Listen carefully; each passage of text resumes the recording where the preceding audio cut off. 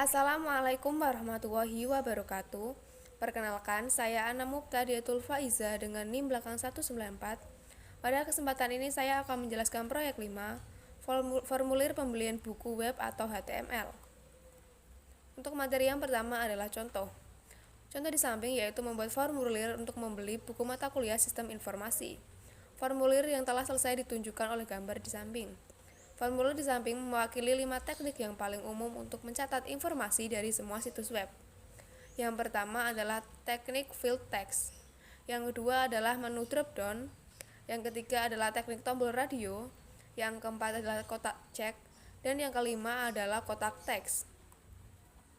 Berikutnya adalah bagian-bagian formulir contoh. Proyek ini dimulai seperti pada proyek 3. Perbedaan paling signifikan adalah pada baris 6 dan 50 dari kode HTML.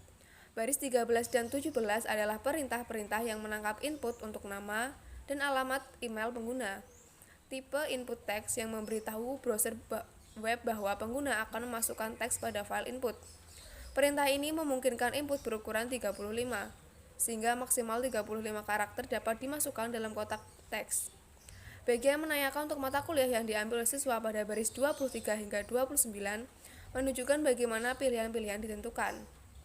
Perintah awal dan akhir untuk pilihan ini baris 23 dan 29 dan masing-masing pilihan pada daftar pilihan mewakili awalan dan akhiran masing-masing tanda garis miring sebelum nama perintah menandakan akhir perintah.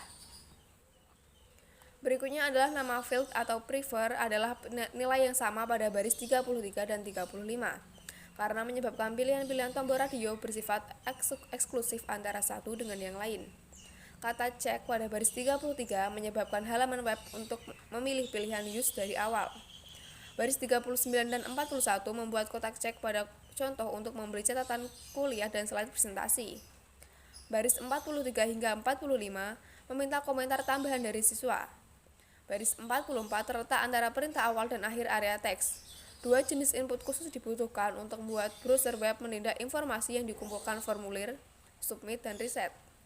Baris 49 perintah submit, nilai yang dihasilkan pada perintah ini yaitu submit value to be processed. Baris 47 adalah perintah reset, yang menimbulkan fase reset value dan submit pada tombol. Berikutnya adalah menyimpan contoh. Dokumen ini harus disimpan sebagai file HTML. Jenis setelan dokumen awal di Notepad adalah dokumen teks dan ekstensi file txt. Akan ditambahkan secara otomatis pada nama file, jika dokumen tersebut disimpan dalam bentuk teks. Cara menyimpannya yaitu dengan memilih file, diikuti dengan save as, lalu masukkan nama file seperti book.2htm, pada bagian save as type, pilihlah all files, pada bagian encoding, pilihlah ANSI. Jika tidak memilih all files sebagai jenis file, halaman web tersebut tidak akan bekerja. Dan lebih parah lagi, ekstensi txt akan ditambahkan di akhir nama file. Nah, ini merupakan gambaran dari cara menyimpan contoh.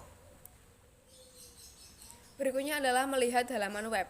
Setelah halaman web disimpan, kita dapat melihatnya untuk memeriksa apakah halaman tersebut dapat bekerja dengan baik. Nah, untuk melihatnya yaitu dengan cara bukalah browser web. Pilihlah perintah file diikuti subperintah open.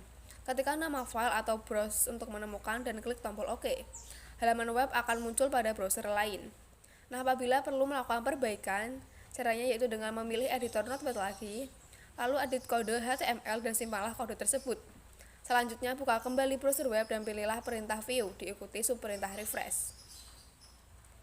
Nah, materi saya sampaikan tadi bersumber dari buku Sistem Informasi Manajemen edisi 10.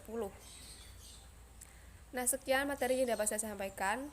Mohon maaf apabila ada kekurangan. Terima kasih atas perhatiannya. Wassalamualaikum warahmatullahi wabarakatuh.